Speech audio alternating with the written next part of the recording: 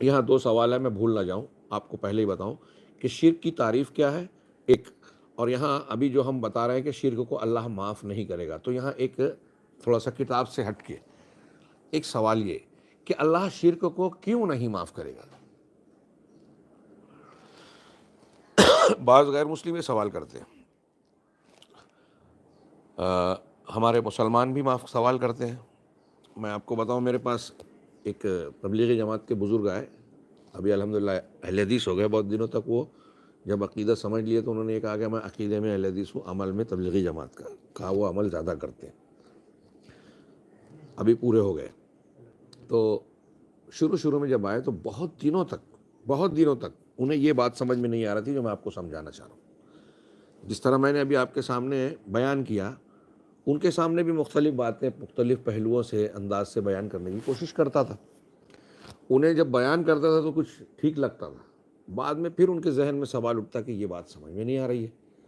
ان کا کچھ اشکال اس طرح کا بھی تھا، ان کے کچھ سامنے واقعات ایسے تھے بعض غیر مسلموں کے کہ وہ غیر مسلم ہے، بظاہر مشرک ہے، لیکن وہ ایسی نیکیاں کر رہا ہے جو بہت سے مسلمان نہیں کرتے۔ مثال کے طور پہ انہوں نے بتایا کہ مجھے بمبئی گیا تو پتہ چلا کہ جو ہندو مسلم فساد ہوئے تھے 80 وغیرہ کے، اس میں 80 کے 92 کے، اس میں بابری مسجد قضیے کے بعد، اس کے کچھ دنوں کے بعد ایک غیر مسلم ہندو جو شیو سینا میں تھا پہلے، اس نے ایک مسلمان لڑکی کو اپنی ایک آنکھ دان دی۔ جب انہیں پتہ چلا تو وہ گھر والوں سے معلومات لیا اور پھر اس کے بعد اس کا ایڈریس لے کے بمبئی کے دادر یا کسی ریلوے اسٹیشن پہ، اس کا بک اسٹال تھا یا کوئی دکان تھی، یہ باقاعدہ اس کا ایڈریس لے کے اس سے ملنے گئے اور کہا میں نے جا کے اس سے ملا، اس سے پوچھا تمہارا نام وغیرہ سب تفصیل پر طلب کی، اور اس کے بعد پوچھا کہ تم نے اپنی ایک آنکھ، وہ ایک آنکھ والا تھا، ایک آنکھ جو ہے ایک لڑکی کو دے دی، مسلم لڑکی کو، اسی لیے میں آپ سے ملنے آیا ہوں۔ تو کہا بتائیے کیا بات ہے؟ کہا آپ نے ایسی ہمت کیسے کی؟ ان کا کہنا یہ تھا کہ یہ میں نہیں کروں گا، مجھ سے اگر کوئی کہے کسی مسلمان کو اس طرح آنکھ دینے کے لیے تو میں نہیں دوں گا، میں اس کے لیے تیار نہیں پاتا ہوں اپنے آپ کو۔ اس غیر مسلم نے دے دیا، یہ تو مجھ سے بڑی نیکی کرنے والا ہو گیا اور ایسے بہت سارے مسلمانوں سے بہتر ہو گیا۔ تو اب ان کا دل میں تو اس نے بتایا شیو سینا کہ میں نے رائڈ میں جو ہے بہت الٹا سیدھا کیا تھا، مسلمانوں کو مارا تھا، لیکن میرے دل میں بعد میں یہ بات آئی کہ یہ کام غلط کیا، میں نے یہ پاپ کیا، بہت بڑا گناہ کیا ہے، تو اب اس کا کچھ پراشچت اور کفارہ ہونا چاہیے۔ میں نے ان گناہوں کو چھوڑا، سیدھی سادی زندگی اختیار کی، اور پھر اس کے پراشچت کے لیے میں نے سوچا کہ کسی مسلمان کے میں کام آؤں گا۔ اسی درمیان پتہ چلا کہ ایک مسلم لڑکی کے لیے آنکھ کی ضرورت ہے، میں نے جا کے ان کو بتایا، میری اور اس کی آنکھ میچ ہو گئی، تو میں نے ایک آنکھ اس کو دے دی کہ وہ بھی دیکھے میں بھی دیکھوں۔ یہ انہوں نے بتایا، ایک دو واقعہ اور اس طرح کا بتایا۔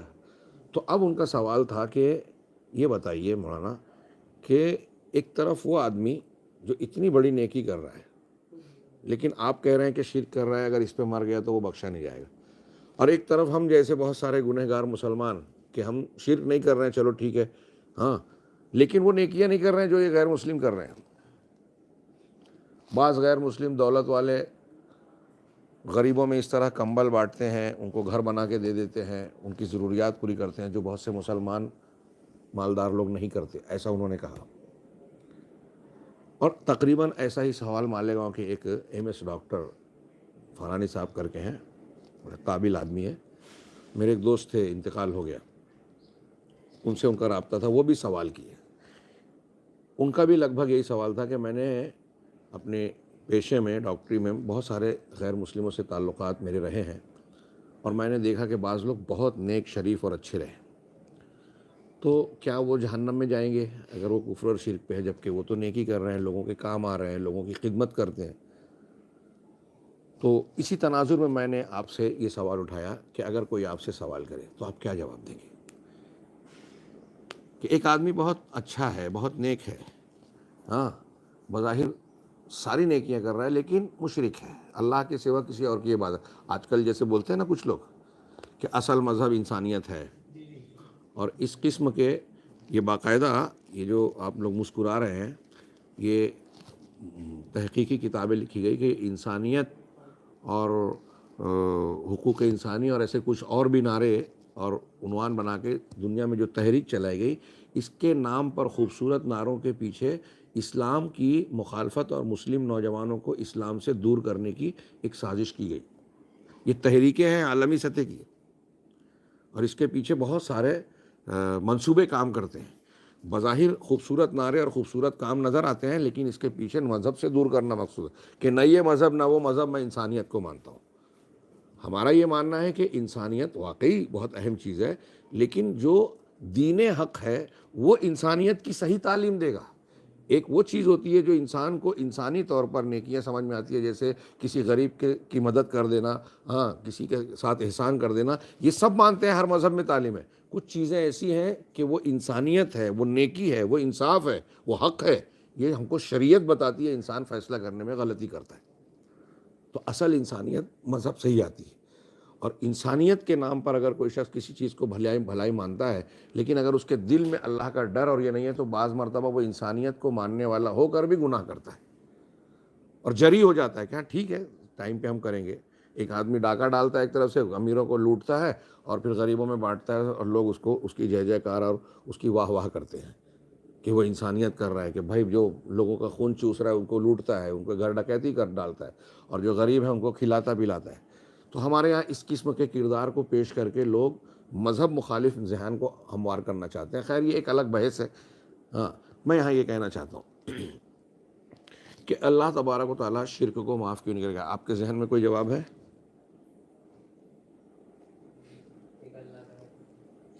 جی ایک حکم اللہ ہے اور ایک کوئی بات، دونوں میں بیلنس اللہ نے. نہیں، سوال ہمارا یہ ہے کہ اللہ شرک کو معاف کیوں نہیں کرے گا؟ دوسرے گناہوں کو معاف کر دے گا، اس آیت میں ہے نا. اور اسی کے بنیاد پہ کہا کہ سب سے زیادہ ہم کو شرک سے ڈرنا چاہیے، سب سے بڑا گناہ ہے یہ، اس کی معافی نہیں ہے. تو کیوں اس کی معافی نہیں ہے؟ یعنی یہ ایک عقلی طور سے ایک سوال اٹھاتے ہیں، کوئی غیر مسلم آپ سے پوچھے کیوں معاف نہیں ہوگا. اس کے مختلف علماء کرام نے مختلف جواب دیے. میں 2-3 جواب آپ کو بتاتا ہوں، اور بھی جواب دیے ہیں اور ہو سکتے ہیں. ایک جواب تو تقویۃ الایمان میں شاہ اسماعیل شہید رحمہ اللہ نے دیا، بڑا پیارا جواب دیا، بڑی اچھی مثال دی انہوں نے. کہ فرض کیجئے کہ ایک حکومت ہے، بادشاہ ہے، اس کی رعایا میں بہت سارے لوگ رہتے ہیں. ہندوستان میں کوئی بادشاہ ہو، ہم ان کی رعایا میں ہو. اب رعایا میں اس کا ایک قانون اور کانسٹیٹیوشن کام کر رہا ہے. وہ اس کے بنائے ہوئے قوانین میں سے بہت کچھ قوانین کی مخالفت کرتا ہے. کوئی آدمی چوری کر لیا، کسی کو تکلیف دے دیا، کسی کو گالی دے دیا، اور اس قسم کی شرارتیں کی، قانون توڑا، پکڑا گیا. تو اب اس قسم کی غلطیوں گناہوں کے تعلق سے بادشاہ تھوڑی موڑی سزا بھی دے سکتا ہے، اس کے قانون کے مطابق معاف بھی کر سکتا ہے. لیکن اگر وہ بولتا ہے، کوئی انسان اس کے حکومت میں رہنے والا، کھانے پینے والا، یہ بولتا ہے کہ میں اس بادشاہ کو بادشاہ نہیں مانتا، اس بادشاہ کے سامنے یہ جو میرا دوست ہے، ہاں چمار ہے، پھلاں ہے، ڈھیما ہے، تقویۃ الایمان والے میں کہا میں اس کو بادشاہ بناتا ہوں، تو بادشاہ کا تاج اس کو پہناؤں. تو وہ بادشاہ کو بادشاہ ماننے سے انکار کر رہا ہے، یا بادشاہ کے سامنے کسی اور کو بادشاہ مان رہا ہے. کیا اس چیز کو کوئی بادشاہ، کوئی حاکم برداشت کرے گا؟ جس طرح چور کو معاف کر سکتا ہے، ہاں کسی کو تکلیف دینے والے کو معاف کر سکتا ہے، چھوٹے موٹے قوانین کو، ٹریفک کے قاعدے کو توڑنے والے کو معاف کر سکتا ہے، کیا اس طریقے سے بادشاہ کی حکومت کی بغاوت کرنے والے کو کوئی معاف کر سکتا ہے؟ دنیا میں کوئی بھی ملک آپ دیکھ لیں میں، اور کبھی کسی کی بھی تاریخ میں حکومت دیکھ لیں میں، آپ دیکھیں گے کہ حکومت کے باغی کو حکومت معاف نہیں کرتی، باغیوں کو معاف نہیں کرتے عموماً، کبھی نہیں، میرے علم میں تو نہیں ہے، الا یہ کہ کوئی خصوصی ایکسیپشنل معاملہ ہو. اب ایک شخص، بالکل یہی معاملہ آپ دیکھیے کہ اللہ تعالیٰ اس کائنات کا خالق و مالک ہے. ایک بندہ جو ہے اللہ تعالیٰ کی کائنات میں اس کے کچھ قوانین کی مخالفت کرتا ہے، چھوٹی موٹی بات ہے نہیں، لیکن اگر وہ شرک کر رہا ہے، کفر کر رہا ہے، تو وہ اللہ تبارک و تعالیٰ کی بغاوت کر رہا ہے، اللہ کی بادشاہت کے مقابلے میں کسی اور کو بادشاہ بنا رہا ہے. مالک الملک وہ ہے، اس کے برابر کسی اور کو کھڑا کر رہا ہے. شرک کرنے والا اللہ کے برابری کروا رہا ہے نا. لہٰذا اللہ تبارک و تعالیٰ اسے معاف نہیں کرے گا۔ شاہ اسماعیل نے بہت پیاری بات کہی کہ اگر اللہ ایسے آدمی کو معاف کرے تو یہ اللہ کی بے عزتی ہے، توہین ہے، ایسے کو معاف کرنا بھی نہیں چاہیے۔ جو کھا رہا ہے اللہ کا، پی رہا ہے اللہ کا، ساری نعمتیں اللہ کی، اور گن گائے کسی اور کے۔ بعض علماء نے لکھا، ایک گندی مثال دی کہ مشرک کی مثال چھنال عورت کی ہے۔ یہ دوسرا جواب بھی ہو سکتا ہے۔ چھنال عورت کسے بولتے ہیں؟ کبھی سنے یہ لفظ؟ ہاں، گالی گلوچ میں عورتیں بولتی ہیں ایک دوسرے کو کبھی کبھی، ہے نا، غصے میں، گالی میں، تو چھینال کا لفظ استعمال کرتے ہیں۔ یہ ہمارے کو استاذ نے ہی معنی بتایا تھا، میں نے کوئی لغت میں نہیں دیکھا ہے۔ تو کیا معنی ہوتا ہے؟ وہ عورت جو شادی تو کسی مرد سے کر لے وے، شادی کسی سے کرے اور بستر کسی اور کا گرم کرے، سوئی کسی اور کے ساتھ، تعلقات کسی اور سے رکھے، تو شوہر کوئی ہے اور تعلقات دوسروں سے ہے۔ اب تھوڑی دیر کے لیے آپ غور کیجئے، ہماری اگر غیرت زندہ ہے، اور الحمدللہ انشاءاللہ زندہ ہوگی، ایمان ہے، تو اگر آپ کی شادی ہو، آپ کی بیوی کے بارے میں یہ کہا جائے کہ آپ شادی کرنے والے ہیں، یا آپ کی بیوی جو بڑی خوبصورت ہے، تعلیم یافتہ ہے، مالدار ہے، بڑے خاندان کی ہے، اور بہت سی خوبیاں ہیں، لیکن بس ایک خامی ہے کہ اس کو ایک آدمی سے کام نہیں چلے گا، وہ آپ کے ساتھ شادی کرنے کے بعد دوسروں سے بھی تعلقات رکھے گی، کیا آپ برداشت کریں گے؟ ساری خوبیاں اس کے اندر ہے، کیا برداشت کریں گے؟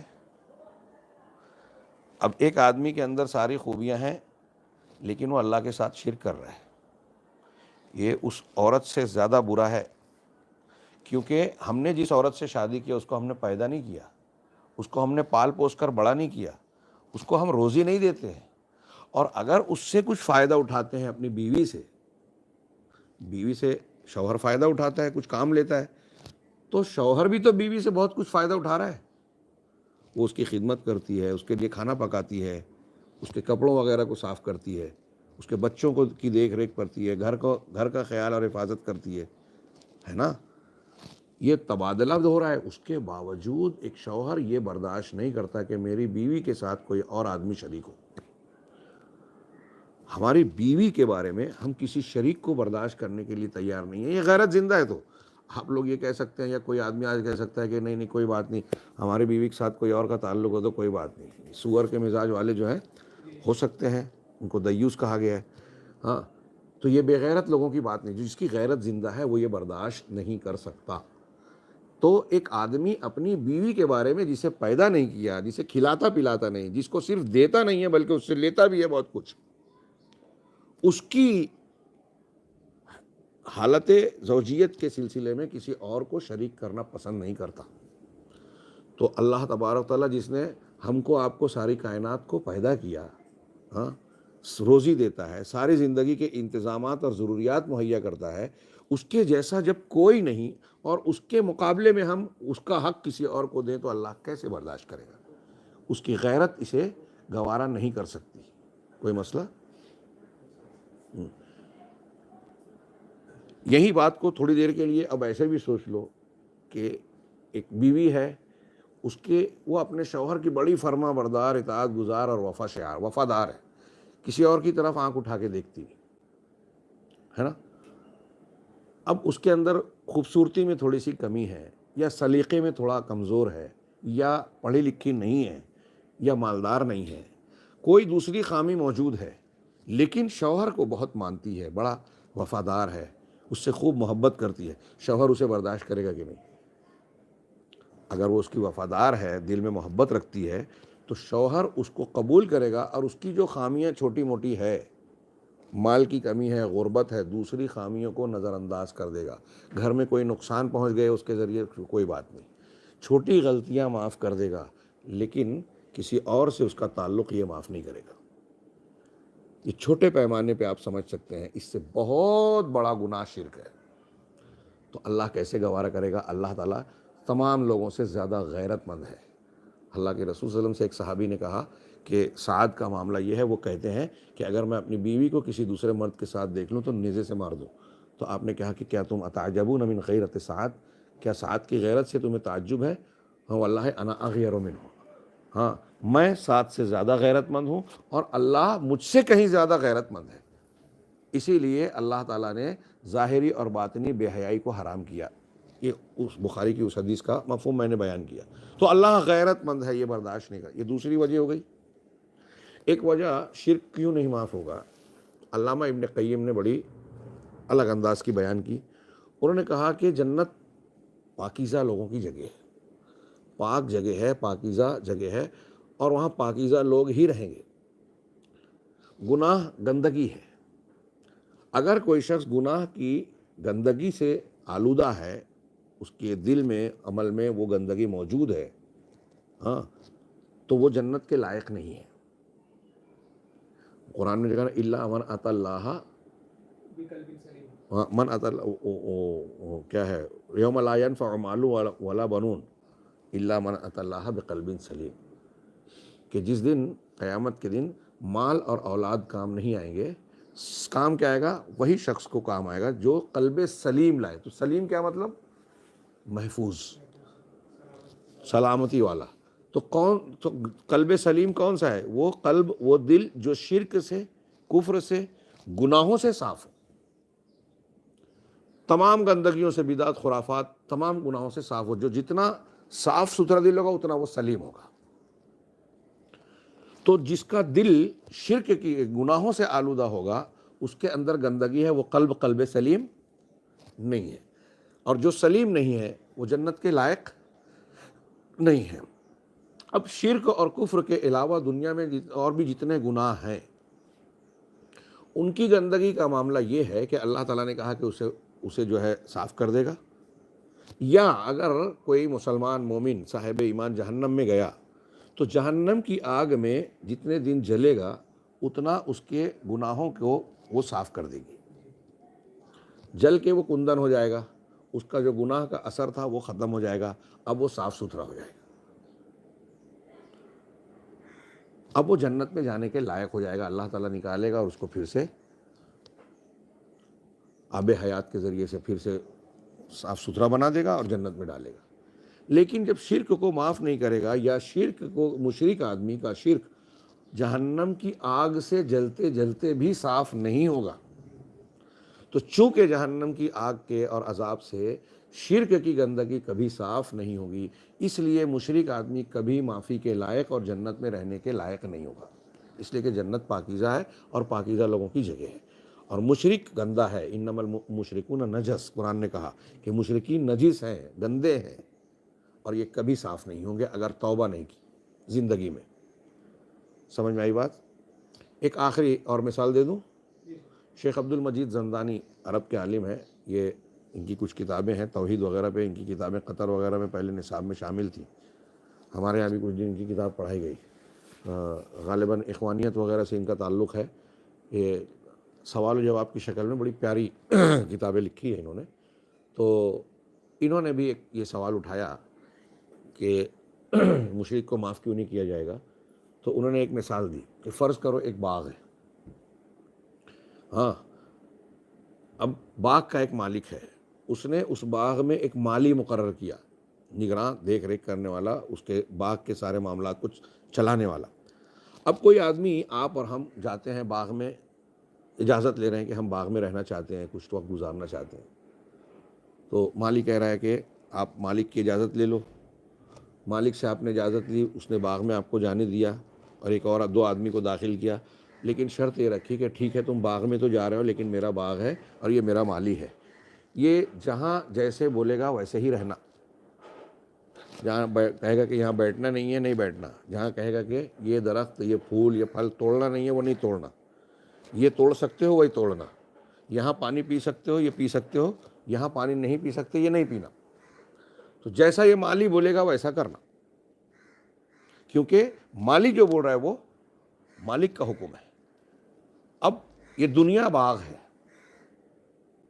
ہم لوگوں کو مالک اللہ تبارک تعالیٰ نے اس میں داخل کیا، اور نبی کریم صلی اللہ علیہ وسلم کو مالی بنایا اور ہم کو احکامات دیے۔ اب ایک آدمی جو ہے باغ میں جانے کے بعد مالی کے احکامات کو نہیں مانتا اگر ان دو لوگ گئے تو ایک عقل سے پوچھنے والی بات ہے، کوئی بھی انسان جواب دے کہ اس شرط پہ وہ باغ میں آیا لیکن باغ کے اصولوں اور ضوابط کی مخالفت کر رہا ہے۔ جہاں وہ کہہ رہا ہے کہ یہ پھل نہیں توڑنا ہے، پھل توڑ لیا۔ جہاں یہ کہہ رہا ہے کہ پانی نہیں پینا ہے، پانی پی لیا۔ یہاں لیٹنا نہیں ہے لیکن وہاں لیٹ گیا۔ اور ایک بندہ ایسا ہے جو باغ میں ویسے ہی رہتا ہے جیسے مالی کہہ رہا ہے کہ نہیں یہاں مت بیٹھو تو نہیں بیٹھتا، یہاں کھانا کھاؤ تو یہاں کھاتا ہے، یہاں پانی پیو تو یہاں پیتا ہے، ویسے ہی کرتا ہے۔ تو کون سزا کا مستحق ہوگا اور کون انعام کا مستحق ہوگا؟ سمپل بات کہ جو ماننے والا ہے مالک کی بات اور مالی کی بات، اس کو انعام ملے گا، جو نہیں ماننے والا ہے اسے سزا ملے گی۔ تو دنیا اللہ کا باغ ہے، اب ہم لوگ اس میں رہ رہے ہیں۔ مالی اور مالک کی بات ماننا، قرآن اور حدیث کی بات ماننا ہے۔ اب ایک آدمی باغ میں جا رہا ہے اور باغ کی قوانین کو کچھ حد تک اچھا بھی کر رہا ہے، کچھ اچھائیاں بھی کر رہا ہے، مالک کے حکم کے مطابق کہ یہاں پھول لگا دو، پودا لگا دو، لگا بھی رہا ہے، لیکن کہتا ہے کہ میں مالک کو مالک نہیں مانتا، یا میں فلاں کو بھی مانتا ہوں، وہ جیسا بولے گا ویسا کروں گا، تو ظاہر سی بات ہے کہ وہ مالک اسے سزا ہی دے گا۔ یہ انسان کی عقل بھی کہتی ہے۔ بات سمجھ میں آ رہی ہے؟ ہاں، ایسی اور بھی مثال ماں باپ کی اور دوسری بھی دے سکتے ہیں۔ فی الحال میں نے یہ صرف بتانے کی کوشش کی شرک معاف کیوں نہیں ہوگا۔